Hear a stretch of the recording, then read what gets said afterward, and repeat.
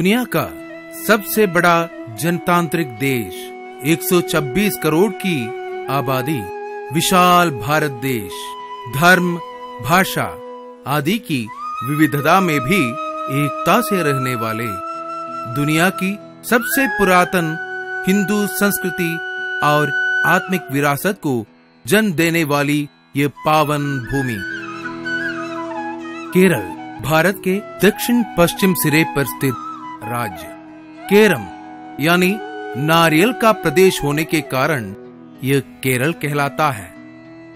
यह ईश्वर का अपना देश। संसार को आकर्षित करने वाली कथकली, लास्य भाव का मोहिनीअट्टम, शारीरिक लचीलापन दिखाने वाली कलरी, प्राचीन चिकित्सा पद्धति आयुर्वेद, विस्मित करने वाला तेय्यम आदि केरल के अपने हैं। प्रकृति की विविधता से समृद्ध ये प्रदेश दुनिया के पर्यटकों के लिए आकर्षण का केंद्र है।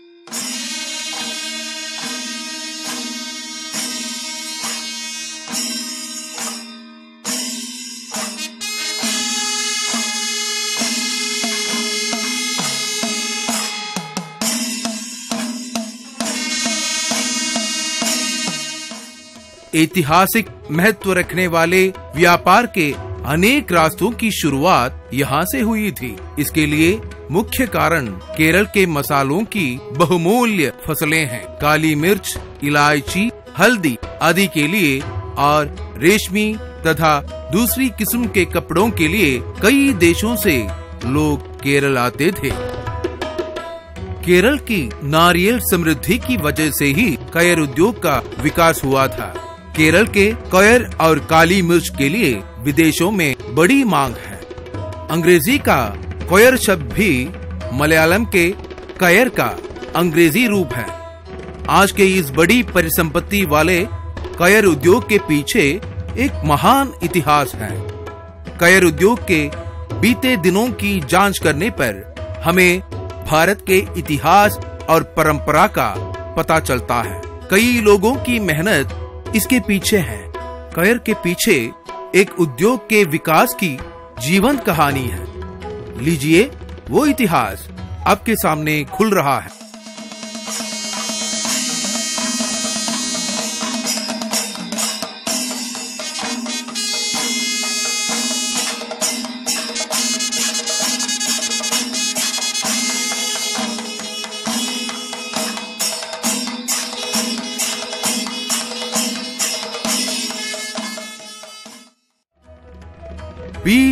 मई 1498 को कोझिकोड के कापाड बंदरगाह में एक जहाज आया जो इतिहास पुरुष वास्को ड गामा का था। वे काली मिर्च की खोज में आए थे। केरल में व्यापार की संभावनाओं को पुर्तगालियों ने निकट से जाना। जिसने उनको सबसे ज्यादा आकर्षित किया वो है यहाँ उत्पादित किए जाने वाले कयर की असीम संभावनाएं। हाथ का काम होने से कयर उत्पादन की मात्रा बहुत कम थी। 14वीं सदी के मध्य पुर्तगालियों ने चरखा के समान राट नामक कयर बनाने वाले यंत्र का प्रचार करके उत्पादन की मात्रा बढ़ाई।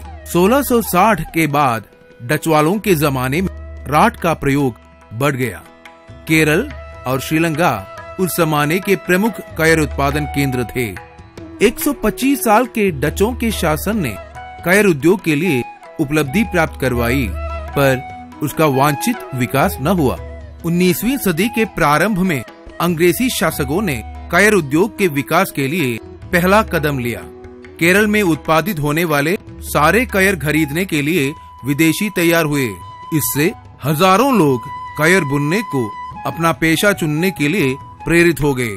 पूरा निर्यात लंदन की ओर डचों और पुर्तगालियों के जमाने की यादगार के समान पूर्व का वेनिस बनकर आलपुड़ा मुख्य कयर उत्पादन केंद्र के रूप में विकसित हुआ।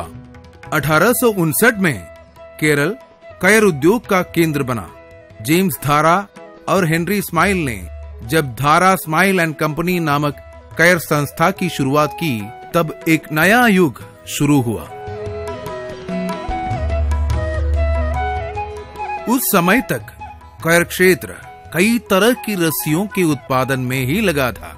इस कंपनी की शुरुआत के बाद लकड़ी के करघों पर कयर पायदाज, चटाई जैसी चीजों का निर्माण शुरू हुआ।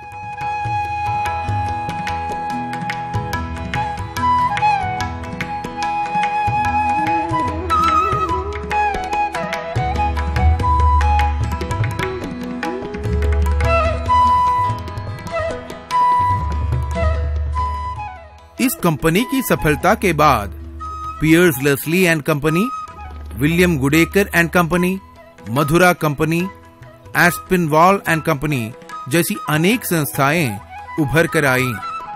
स्थानीय लोगों द्वारा शुरू की गई अनेक कंपनियां भी आलपुरा का हिस्सा बन गई। यूरोपीय देशों में कयर का व्यापार बढ़ा, निर्यात दिन ब दिन बढ़ने लगा। विदेशी शासन का अंत हुआ और भारत को आजादी मिली। जब अंग्रेजी शासन का अंत हुआ, तब उनके अधीनस्थ कयर कंपनियां बाकी रह गई थी। बाद में ये स्थानीय कयर कंपनी मालिकों की अपनी बन गई। इस जमाने में कयर मजदूरों ने अपनी मजदूरी के एकीकरण और काम के लिए बेहतर वातावरण प्राप्त करने के लिए बड़े आंदोलनों की शुरुआत की। कयर उद्योग के यंत्रीकरण के विरोध में कुछ लोगों ने सख्त आवाज उठाई। इससे कयर उद्योग का विकास धीमा पड़ गया। मजदूरों को गरीबी और भूख सहनी पड़ी। 1952 में भारत का पहला आम चुनाव हुआ। पंडित जवाहरलाल नेहरू प्रधानमंत्री बने। कयर उद्योग को उभारने के लिए नेहरू और A.K. गोपालन ने पहलकदमी की। 1953 में कयर बोर्ड की स्थापना की गई। यह कयर उद्योग के विकास में एक नया कदम था। कयर उद्योग की प्रगति, निर्यात का विकास और कर्मचारियों के कल्याण के लिए प्रारंभ किए गए कयर बोर्ड ने कयर उद्योग को एक नया आयाम प्रदान किया। कयर बोर्ड ने कयर उद्योग के आधुनिकीकरण, अनुसंधान और यंत्रीकरण पर पहला जोर दिया। कयर बोर्ड के परिश्रम की वजह से पंजीकरण और लाइसेंसिंग लागू हुए। तदनुसार सभी कंपनियां और कर्मचारी अपने उत्पादों को कयर बोर्ड के अधीन पंजीकृत करने लगे।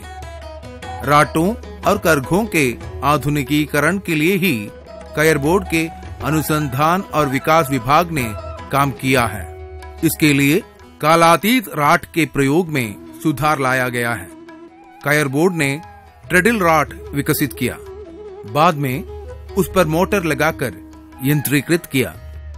कयर बुनने और नए उत्पादों के निर्माण के लिए नई तरह के यंत्रों का सृजन किया और वे कर्मचारियों को उपलब्ध कराए गए। उत्पादन में बढ़ोतरी हुई।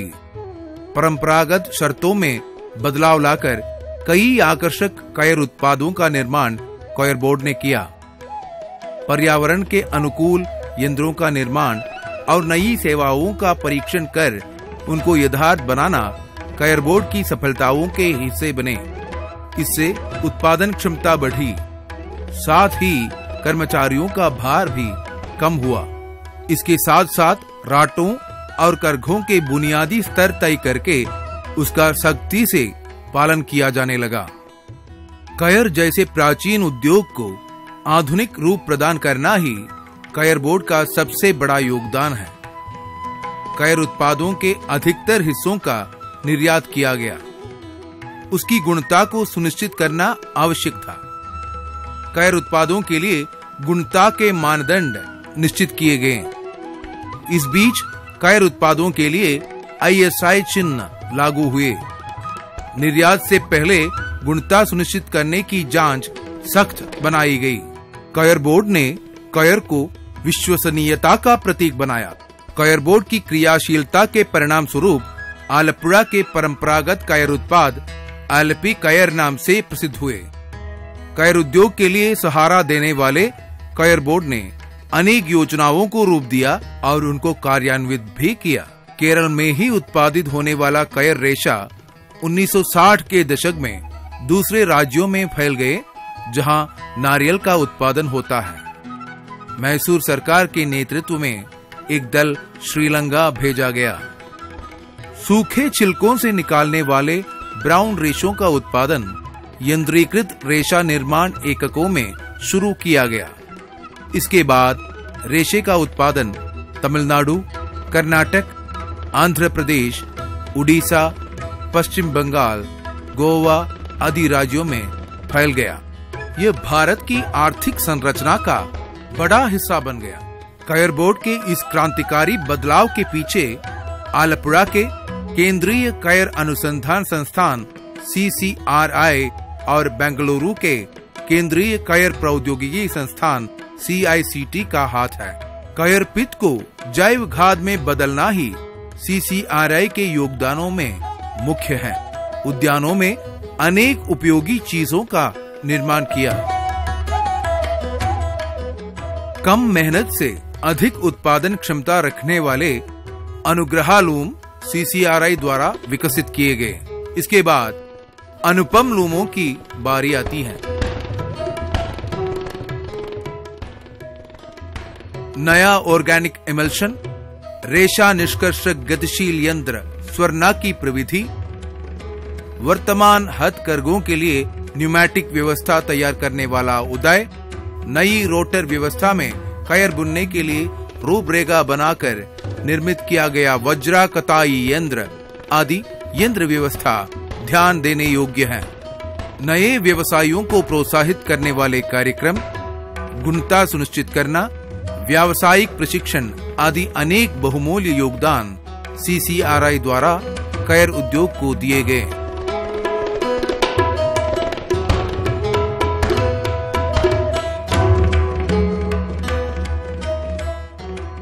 बारह महीनों की रेटिंग प्रक्रिया इमली के मिश्रण के प्रयोग से 12 घंटों में की जा सकती है।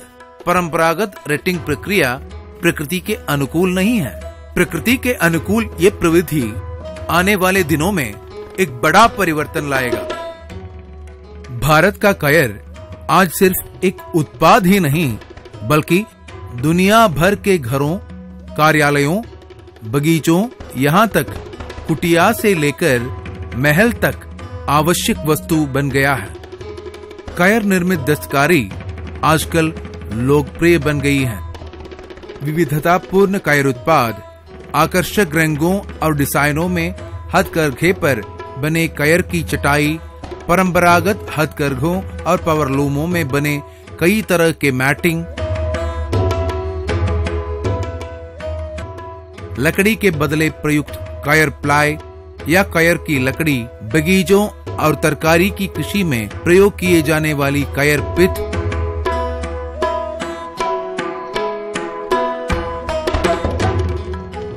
दस्तकारी, भूक्षरण और भूस्खलन को रोकने, ग्रामीण सड़कों को पक्का बनाने के लिए प्रयुक्त भूवस्त्र या जियो टेक्सटाइल्स आदि आज के मुख्य कयर उत्पाद हैं। कयर के इस्तेमाल से बनने वाली सड़कों का निर्माण भारत के कई गांवों में करके सफलता प्राप्त की है, जो भविष्य में क्रांति ला सकती हैं।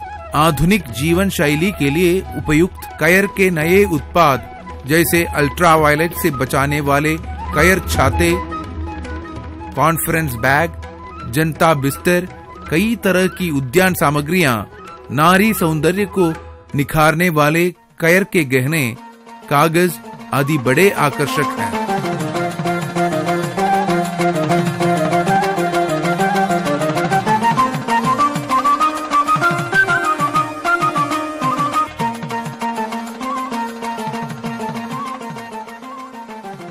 कयर बोर्ड के वज्र जयंती समारोह का उद्घाटन राष्ट्रपति श्री प्रणब कुमार मुखर्जी ने किया। भूतपूर्व प्रधानमंत्री डॉक्टर मनमोहन सिंह ने कयर पुरस्कार वितरित किए। भारत सरकार द्वारा निकाले गए वज्र जयंती स्मारक सिक्कों का प्रकाशन भूतपूर्व केरल राज्यपाल श्रीमती शीला दीक्षित ने किया। आलपुरा के कलवूर में संसार के प्रथम कयर म्यूजियम का उद्घाटन केरल के मुख्यमंत्री श्री उम्मन चांडी ने किया। कयर बोर्ड के वज्र जयंती के समापन समारोह का उद्घाटन भूतपूर्व राष्ट्रपति श्री APJ अब्दुल कलाम ने किया। कयर क्रांति एक्सप्रेस कयर बोर्ड की वज्र जयंती के सिलसिले में आयोजित Akhil Bharatiya coir road show ने इतिहास रचा। कन्याकुमारी से कश्मीर तक 100 दिनों की यात्रा, 22 राज्य, 10 लाख से ऊपर दर्शक, व्यापार संबंधी पूछताछ। कयर क्रांति एक्सप्रेस ने देश भर की जनता को कयर व्यवसाय और कयर उत्पादों के बारे में अवगत कराया। भारत भर में कयर बोर्ड के 30 शोरूम हैं, 400 तरह के कयर उत्पाद, कई देशवासी और भाषा भाषी, लाखों उपभोक्ता। केरल के कयर उत्पादों ने अब तक भारत के बाजारों में अपना अधिकार स्थापित किया है। कयर फेयर और एक्सपो द्वारा कयर उत्पादों के विपणन की संभावनाएं बढ़ती हैं। कयर बोर्ड ने विविध प्रदर्शनियां अब तक आयोजित की हैं। विदेशों में हुए कई एक्सपो में कयर बोर्ड ने भारत का प्रतिनिधित्व किया है।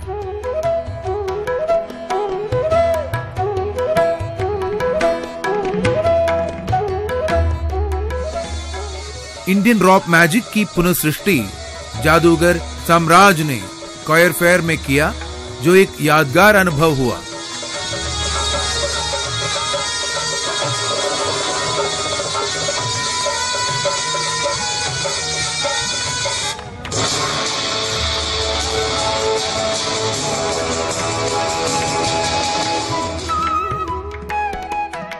पुराने जमाने के मुकाबले भारत का कयर व्यवसाय बहुत आगे बढ़ गया है। इसकी प्रगति के लिए नई योजनाएं बनाई गई हैं। इसका लक्ष्य कर्मचारियों का कल्याण और उत्पादन में वृद्धि है। महिला कर्मचारियों की उन्नति के लिए आर्थिक सहायता एवं प्रशिक्षण प्रदान करने वाले महिला कयर योजना जैसी अनेक योजनाएं कयर व्यवसाय की प्रगति और कर्मचारियों के कल्याण के लिए लागू किए जा रहे हैं। 20,000 लोगों के लिए विशेष प्रशिक्षण कार्यक्रम बनाए गए हैं। भारत के कयर उत्पाद 127 देशों में निर्यातित हो रहे हैं। अमेरिका, चीन, ब्रिटेन, जर्मनी, नेदरलैंड, इटली आदि इसके मुख्य बाजार हैं। दिन ब दिन बढ़ने वाला यह व्यवसाय भारत की संपत्ति है। नए कयर उत्पादों को बाजार में पहुंचाने और उत्पादन की क्षमता बढ़ाने का कार्य कयर बोर्ड के अनुसंधान एवं विकास विभाग कर रहा है। उनके परिश्रम की वजह से पूर्ण रूप से यंत्रीकृत कताई यंत्र, उदय करखा, तेज गति वाली रेटिंग प्रविधि, नवीन उत्पाद जैसे कयरवुड, रूफिंग शीटें आदि सुलभ है। ये कयर व्यवसाय की ताकत बनेंगे। भारत भर में लगभग 7 लाख कर्मचारियों, विशेषकर महिलाओं को नौकरी देने में कयर व्यवसाय सक्षम है। हर साल 1400 करोड़ रुपयों के कयर उत्पादों का निर्यात यहाँ से होता है। घरेलू बाजार में 200 करोड़ रुपयों की बिक्री होती है। भारत और विदेशों में कयर व्यवसाय की संभावनाएं अनंत है। कयर व्यवसाय का भविष्य उज्जवल है। यहाँ सूर्य का अस्त नहीं होता। कयर बोर्ड कर्म पथ पर अग्रसर है। यंत्रीकरण, आधुनिकीकरण, विविधीकरण, वाणिज्यीकरण जैसी भविष्य योजनाओं को साथ लेकर